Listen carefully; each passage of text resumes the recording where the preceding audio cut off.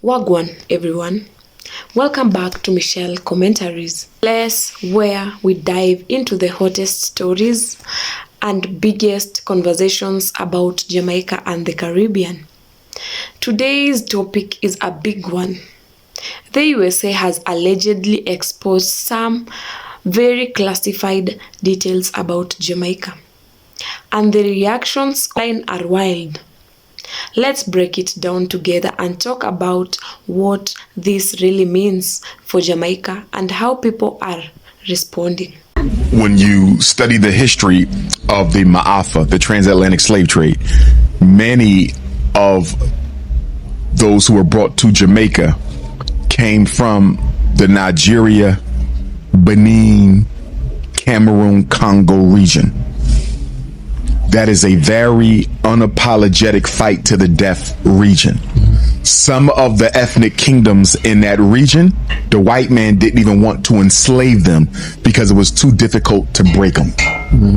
Jamaicans still have that spirit. They are indomitable as a people. It's no coincidence that it was a Jamaican bookman who went to Haiti and led the Haitian Revolution. You understand? When you look at Nani, when you look at Cujo and Akangpong and all those revolutionary Jamaicans, it's no coincidence that they had so many revolutionaries on that island, because they brought that African spirit that can never be broken. And if African people are going to be free, geographically in the Caribbean or globally across the world, Jamaica will play a role in it. Just like when I go to Africa, I say it all the time.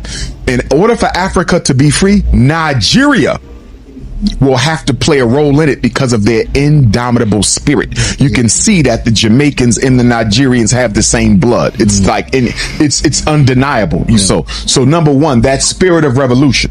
And then when you take the Rasta culture and what that did, and when you take Bob Marley's success in reggae and what that did, and of course the greatest Pan-Africanist and greatest organizer of all time, Marcus Garvey, coming from Jamaica, and others, you understand. But I think when you look at their national heroes and the Pan-African impact that they had, Bob Marley was a Pan-Africanist. The Rastafari are Pan-Africanists. Marcus Garvey, the father of modern Pan-Africanism. John Brown Russwurm, the revolutionaries that came over out of there. Even to the slave revolt leaders, Sam Sharp, Paul Bogle. When you look at the Pan-Africanist nature that is at the foundation of the revolutionary Jamaican spirit, it helps you to understand why they are so feared and loved around the world. They're so unapologetic that when some people are trying to kick off revolutionary movements, if they're not sincere, they will scream for the Jamaicans. They want to make sure I don't have no Jamaicans in this, because I know when the Jamaicans come, they come to war. They come to fight. You don't invite the Jamaicans unless you're sincere. You understand? Because I would probably say per capita, they're some of the greatest revolutionaries that the race has ever produced. Wow. Jamaica is such a small nation, but it's made such a massive impact on the world, from Bob Marley to food to culture. Why do you think that is? If we want to go into history, I think we just come from a rebellious people, in a sense that you can't force us to do anything. But if it's something that we want to do, that same energy and rebellious nature, it will be powered and pushed into something creativity. Music is about a beat, it's a rhythm. And the rhythm of being Jamaican is all about just pushing yourself forward. And no matter where you come from, no matter the hardships you come from, just striving forward and making the best of it. We got a lot of love from Africa, and we curated our own vibe in Jamaica where we had to share with the rest of the world. It's a beautiful place. When you go there, you feel the love, you feel the temperature, you see the waters, you wake up every day and it's a beautiful smile on your face. That's why Bob Marley has a song, Smile in Jamaica. I just think they were true to themselves, and they was putting out stuff that they felt strongly about and passionate about. I think it just resonated with the world, and sometimes certain themes are universal, and I think they just tapped into that, and that's what they focus on. And there we are, like many years later, and Jamaica is like one of the most influential places out there. So that brings me to Jamaica and its influence worldwide, right? Yes. Because Jamaicans, they have this saying, "Little but we talawa." Yes. Did I say it right? Definitely, little but we talawa. Love that it. is it. So explain to us what that means first of all. Little but we tala meaning, even though we're small, Talawa, the word Talawa is like we've done so much. Right. The greatness of big stuff. Our culture has impacted other cultures. People just love Jamaica. They love the language. They love the food. They love the ambience. They love the breeze, the beach, the tree, everything. The chicken, the curry, the ackee, the saltfish, the breadfruit, the roast banana. They love everything. Like we've really just created such a massive, literally, yes, massive impact. Jamaican bring rap into New York. I don't think people really understand this whole hip hop shit was birthed from Jamaica. Like, look at how much hip hop was influenced from reggae culture. We wouldn't have DJs. I don't care what nobody says. I don't care what nobody says. Jamaica is one of the most influential black countries on this planet Earth. On this planet Earth, hands down, Jamaicans is one of the most influential people on this planet that will stand against anything. I don't care.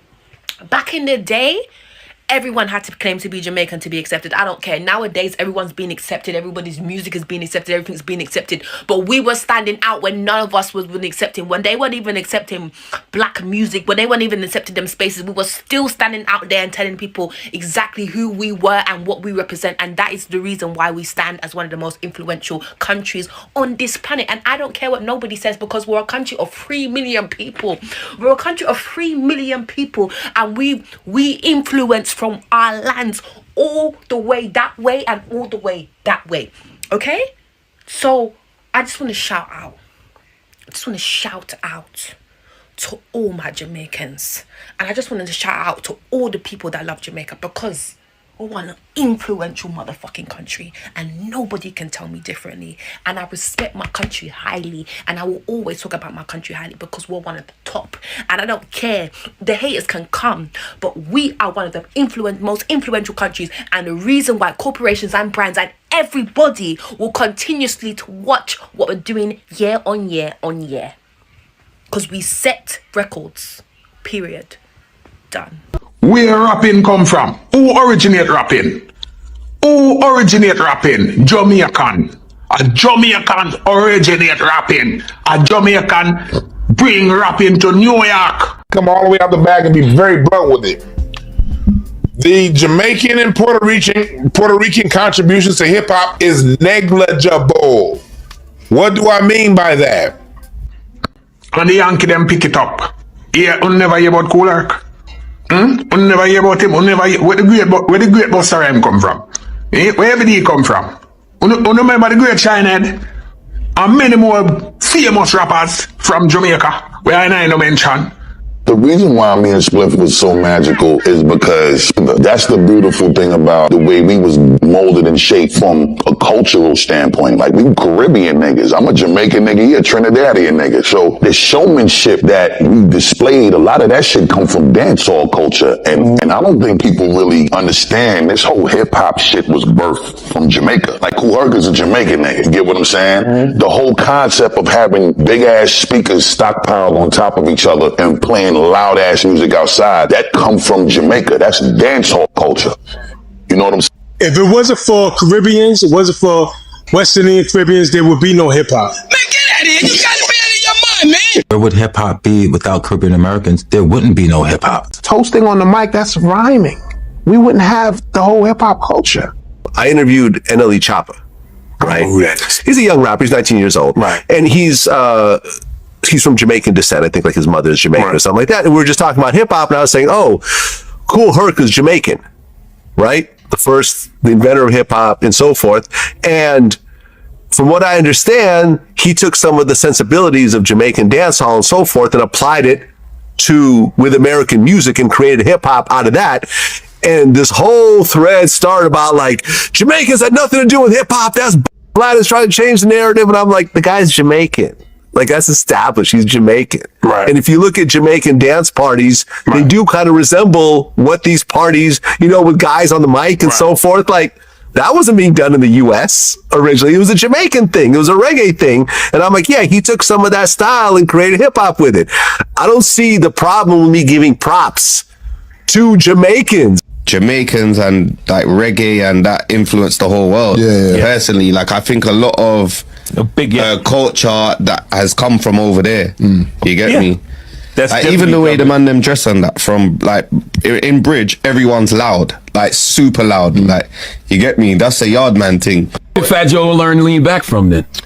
Well, I learned lean back from I studied Missy, how she did songs around that time, and really the whole reggae movement. But it was like single to play. Oh yeah. They was rocking with all that, right? The Elephant Man and all that. And so I was like, yo, I gotta do like the Jamaicans, man. They making these songs that everybody's doing the dance to. So that was really the influence of lean back, all in a gumbo. A lot of Americans, I think, they look at Jamaica and they think like Bob Marley. They think cruise ship to Kingston. That's Montego Bay, Ocho Rios. Those are the tourist areas. And that's what a lot of Americans think of when they think of Jamaica, but that's not the true experience. That's why when you go down to the resorts, they tell you don't leave the resort, because anything outside the resort, you make yourself fair game. Right. You know? And the gang situation there, they respect the tourist areas. They don't really... Oh, no, they don't go around there because they don't care. It's the same all over the world. I mean, as far as just like in New York, when the cocaine first came, it was all right when it stayed in the black neighborhoods and blacks was doing it. But when the whites came to the black neighborhoods to cop the drugs, to do it, to bring it back to the white neighborhood, now we have a problem. The government doesn't care if black people,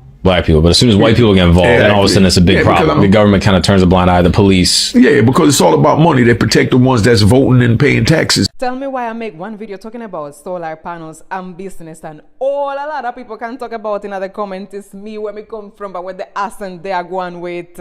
Don't worry about it. Me love it, and me love Uno same way. But actually, me did want to come here and clap back on somebody who say, oh, she's not even Jamaican and Jamaica is going down the drain. And all me want to tell that person is, when that somebody from another country who moved to our one country become from that country. Me was born, yes sir. When I turned 20 years old, me moved here, so it rub off for so much me use it. And from 2006, me get this paper here. Me can't show Uno because of all our personal information in them, but me want to show Uno the picture. Come, look here. Look pan liquor floor, just come from Cuba. Look pan the thin eyebrow them. No, a TikTok I put makeup on it. The Jamaican Constitution and the Jamaican Nationality Act of 1962, the above name has been registered as a citizen of Jamaica. This is dated the 22nd of February 2006. So me want Uno to establish when it's not okay if you say that you come from somewhere. Me did live 20 years of my life in a Cuba, and me have lived the next 20 years of my life in a Jamaica. Right now, me is officially 50-50. 50% Cuban and 50% Jamaican. So Uno let me know in the comments when it's okay to say that you come from a country. And to answer that one lovely question as of why may I talk like this, because somebody did say, oh, you should stick to English and all them things there. Let me tell you something. You see me, who was born yesterday in a Cuba, came to this place here, not knowing one word in English. So how Uno expect me to sound? When Uno migrate from Jamaica go to Canada, Uno sound like English people? No, Uno adapt, Uno accent based in the country that Uno there. And Uno don't know English already, so Uno don't have any excuse. Me at least have an excuse. Me never know how to speak English, so me drop in a Jamaica now.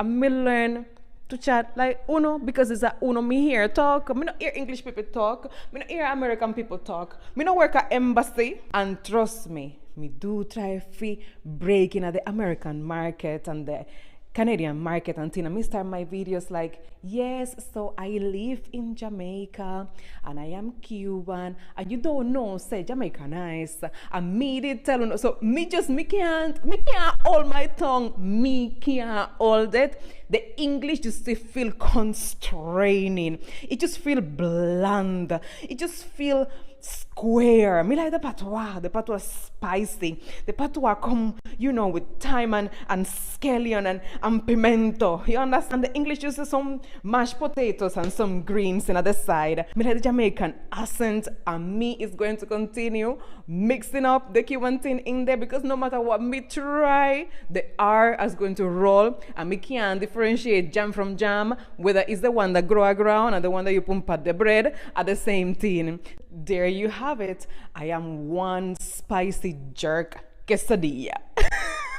For all of you who are new to my account, welcome to my TikTok tribe. I am Cuban, I live in Jamaica, and that's why Miss Sons. How did the Jamaicans manage to open up a Jamaican restaurant in every single country in the world?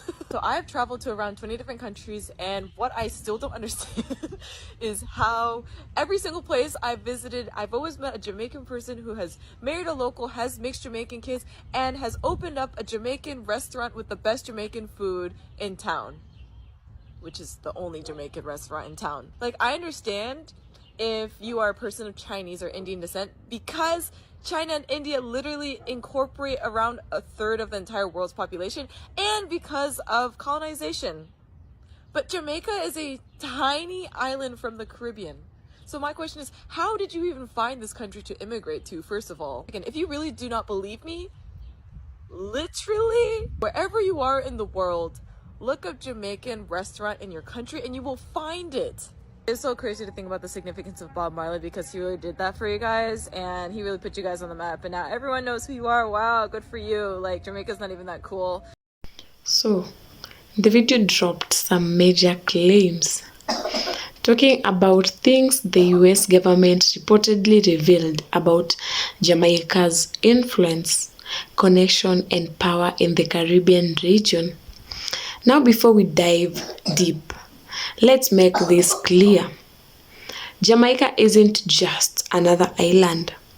It's a cultural powerhouse that is shaped in music, in sports, and even world politics in subtle ways.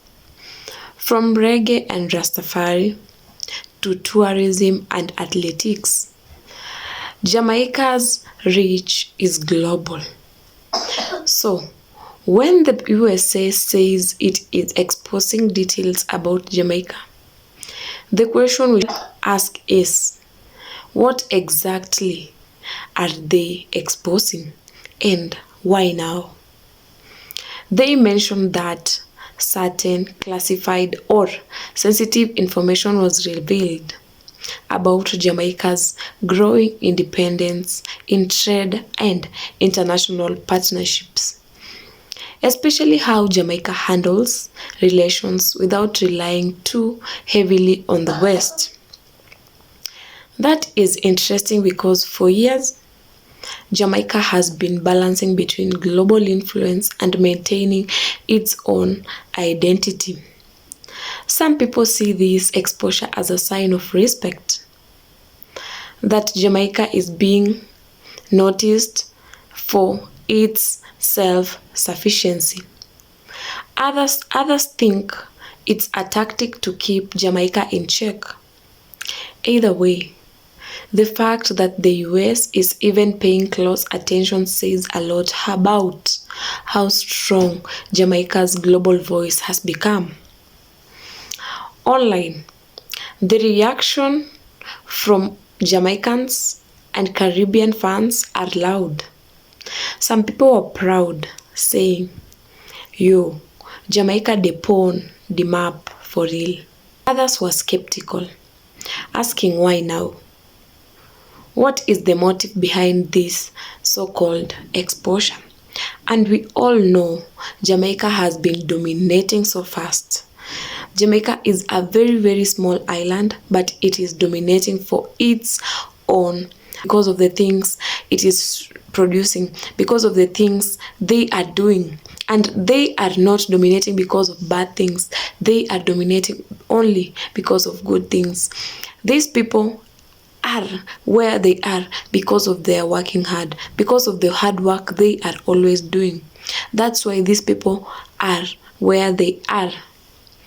They have made it on their own. They have successfully made it on their own.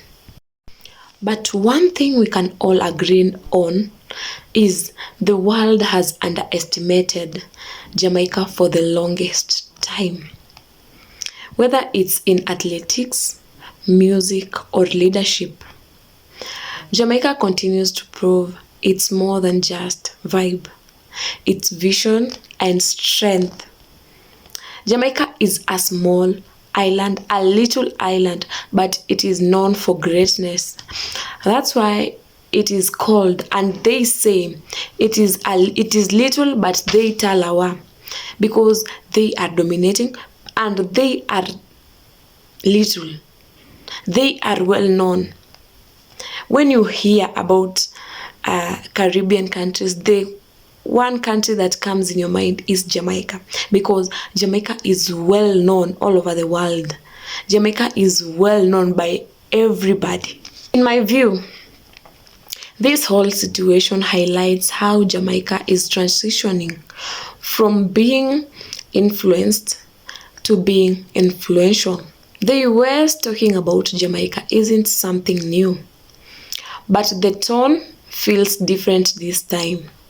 It's like they are realizing Jamaica's global influence isn't small anymore. It's powerful. And I think that is something every Jamaican should be proud of. So, what do you think? Is this exposure something to worry about? Or is it a sign that Jamaica is finally being recognized for its true power? Drop your thoughts in the comments below. And if you love discussions like this, make sure to hit that subscribe button, give the video a thumbs up, and share it with someone who is proud to be Jamaican. Big up yourself. This is Mitchel Commentary, and me soon come with another banger.